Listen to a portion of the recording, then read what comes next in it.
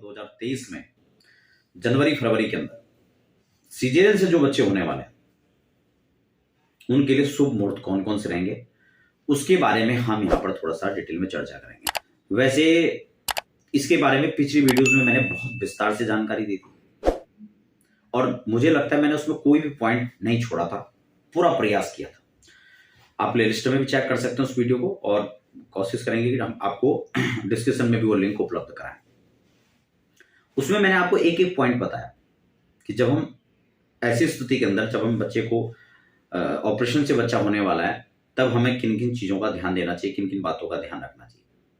बच्चे के जन्म कुंडली में अच्छे से अच्छे राजयोग कैसे बने, कैसे हम विष आदि योगों से बच्चे के जन्म कुंडली को बचा सकें, उस हॉरोस्कोप को कैसे हम मजबूत बनाएं, लग्नेश की स्थिति कैसे हम अच्छे बनाएं, बच्चा स्वास्थ्य कैसा होगा, उसकी शिक्षा दीक्षा के हिसाब से ग्रह की स्थिति कहां बैठेगी, वो जन्म ले रहा है लेकिन माता पिता के लिए कैसे रहेगा, आर्थिक स्थितियां फ्यूचर में कैसे बन सकती हैं।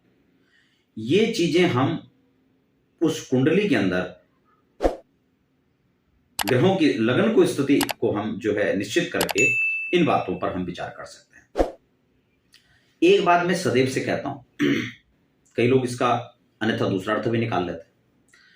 देखिए, जब भी बच्चा ऑपरेशन से होना तय हुआ हो, जब डॉक्टर ने कह दिया हो कि नहीं ऑपरेशन से ही होना है, ऐसी स्थिति में हम बात कर रहे हैं। अगर ऐसा नहीं है, नॉर्मल डिलीवरी होने वाली है, तो आपको बिल्कुल भी मुहूर्त नहीं निकलवाना चाहिए, क्योंकि बच्चे का जन्म लेना एक स्वाभाविक प्रकृति का नियम है और इसमें आप हस्तक्षेप करेंगे तो ये अच्छा नहीं है। कई बार क्या होता है कि मुहूर्त कैसे निकालें, कई बार जब हम लोग जो है मुहूर्त निकालते हैं किसी के लिए तो उनका वहां पे क्वेरीज होती हैं कि इसमें ये वाली दशा चल रही है या उस समय तो राहु काल है, तो इन सब बातों का उसमें कोई महत्व है ही नहीं। समझना, हमारे यहाँ ज्योतिष का अनादिकाल से ही जो संबंध रहा है वो गृहस्थिति और लग्न के हिसाब से रहा है। हर चीज के लग्न ही निर्धारित किया जाता है, न कि राहु काल देखा जाता है। अब राहु काल ही प्रचलन में आ गया तो क्या करें, और चीजों की जानकारी हमने छोड़ दी। हमें लगता है नहीं राहु काल सब कुछ है। बच्चे की जन्म कुंडली कैसे सुदृढ़ बनेगी, अच्छे लग्न को हम लोग सबसे पहले निकालें। जन्म कुंडली में सूर्य और चंद्रमा, वैसे हर ग्रह के अपने एक अपना अपना एक महत्व है अपनी अपनी स्थिति पर, लेकिन सूर्य और चंद्रमा कैसे मजबूत बने, समझ रहे हैं। उसके बाद लग्नेश को हम कैसे प्रबल बना सकें, बच्चा शिक्षा स्वास्थ्य इन सब चीजों के लिए कैसे कब उन पर भी हम विचार करेंगे। और बच्चे की जन्म कुंडली के अंदर एक राजयोग जरूर हो, ऐसा भी हम विचार करेंगे। ग्रहों की उच्च स्थिति कैसे बन रही है, नीच स्थिति कैसे बन रही है, उन पर हम विचार करेंगे।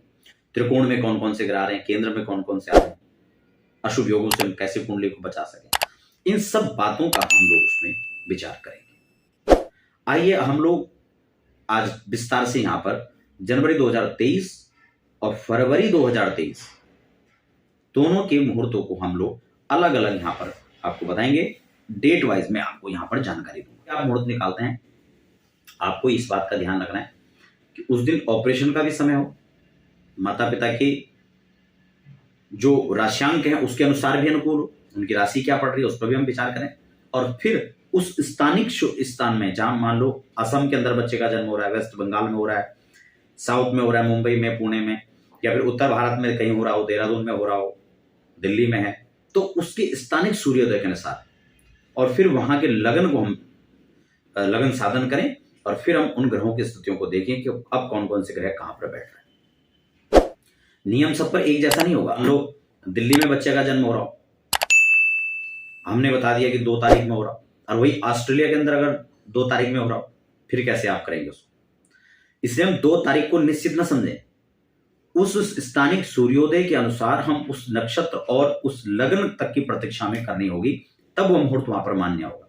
अब मैंने 1 तारीख की बात बता दी, तो अगर यूएसए में होगा तो फिर समझ रहे ना, तो वहां के हिसाब से हमें देखना पड़ेगा। तो इसलिए इस बात का भी हमें ध्यान रखना है। अब हम यहां पर जनवरी में सबसे पहले हम बात कर लेते हैं। अगर हम बात करें तो सबसे पहले यहां पर 3 जनवरी जब वृषभ राशि में चंद्रमा रहेंगे, बहुत अच्छी स्थिति होगी उस समय, कृतिका नक्षत्र होगा, मंगलवार होगा। अब ये मंगल द्वादशी का संयोग ऑपरेशन के लिए भी, और वृषभ राशि कृतिका नक्षत्र में जो चंद्रमा रहेंगे वह कुंडली को पुष्ट करेगा, और चीजों को हमें लगन आदि उसमें निकालकर और ग्रह कहाँ बैठ रहे हैं इस बात को ध्यान में रखते हुए तब हम इस जन्मांक को तैयार कर सकते हैं। ये मुहूर्त में बच्चे को जन्म दिया जा सकता है। 8 तारीख को कर्क में चंद्रमा पहुंच जाएंगे। ठीक है, कर्क के चंद्रमा होंगे, बहुत अच्छा रहेगा। पुष्य नक्षत्र होगा, रविवार होगा। ये भी सीजन की दृष्टि से भी देखा जाए, और पुष्य नक्षत्र जो अति शुभ माना जाता है, और कर्क के चंद्रमा, ठीक है ना, पुष्य में, तो बहुत अच्छा संयोग है। आप 8 तारीख को कर सकते हैं।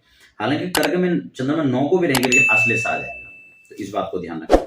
उसके बाद 15 तारीख को, 15 जनवरी जब रविवार रहेगा और हस्त नक्षत्र नहीं चित्रा नक्षत्र में, चित्रा नक्षत्र में जो है चंद्रमा रहेंगे। अब यह तुला की राशि यानी शुक्र की राशि में रहेगा, तो ये संयोग अच्छा है जो धन का योग कुंडली के अंदर बनाएगा। उसके बाद अगली जो डेट यहां पर रहेगी, अच्छा जो सामान्य रूप से हम देखें वो है मीन राशि में जब चंद्रमा होंगे 26 तारीख को।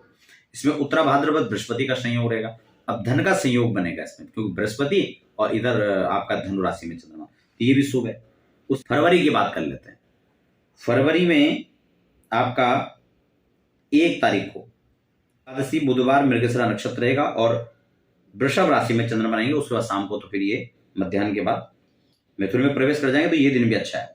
कर्क वाले में हम देखेंगे तो पुनर्वसु नक्षत्र में ठीक है, यानी 3 तारीख को, तो ये भी ठीक है इस दिन। लेकिन जब कर्क में जाए तब, या फिर जो है 4 तारीख को जब कर्क में चंद्रमा रहेंगे, शनिवार और पुनर्वसु नक्षत्र, तो यह संयोग भी अच्छा है। उसके बाद हम बात करेंगे अगली डेट फरवरी में, तो वो है 10 तारीख।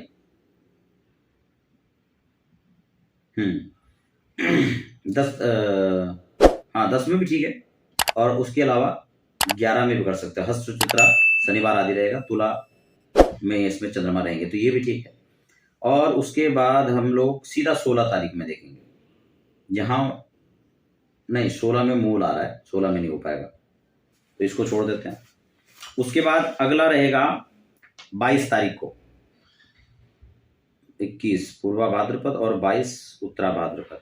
हाँ, ये मीन के चंद्रमा रहेंगे, उत्तरा भाद्रपद रहेगा। उसके इसमें भी अगले दिन तो फिर रेवती पड़ जाएगा, मूल नक्षत्र आ जाएगा, तो इसलिए बुधवार और उत्तरा भाद्रपद बुधवार का संयोग अच्छा रहेगा। अगला रहेगा 27 तारीख को, जब आपका वृषभ राशि में चंद्रमा रहेंगे, सोमवार रोहिणी नक्षत्र, यह भी अच्छा संयोग रहेगा। इस दिन भी इसका मुहूर्त प्रयोग कर सकते हैं, ठीक है ना। तो ये चीजें जनवरी और फरवरी के लिए जो अच्छे मुहूर्त हैं। आशा करते हैं कार्यक्रम में आपको काफी जानकारी मिली होगी और आप इसके अनुरूप अपना मुहूर्त निश्चित कर सकते हैं।